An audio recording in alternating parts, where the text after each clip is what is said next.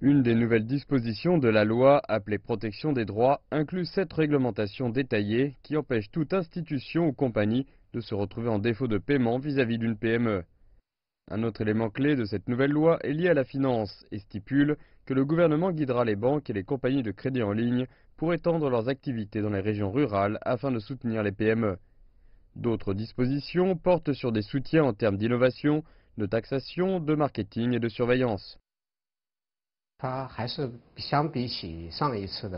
par rapport à l'ancienne version, la nouvelle loi établit des définitions claires des obligations légales en termes de taxation et de financement. Bien sûr, il y a d'autres aspects, mais ce sont ces deux-là qui ont connu les plus grandes améliorations. Utiliser les lois pour résoudre les problèmes pour les petites et moyennes entreprises donnera de la stabilité et des garanties aux petites entreprises. Et ce sera quelque chose sur lequel elles pourront compter pour le futur. Actuellement, les petites compagnies chinoises connaissent des difficultés pour obtenir des financements, simplement parce qu'elles sont trop petites. Par rapport aux grosses compagnies, elles manquent souvent de crédit, et il est rare que les grandes banques leur octroient des prêts. Les juristes estiment que certaines PME ont dû se tourner vers des prêteurs illégaux pour obtenir des prêts. Les directives du gouvernement envers les banques et les prêteurs officiels devraient ainsi donner aux PME un meilleur accès aux opérations financières.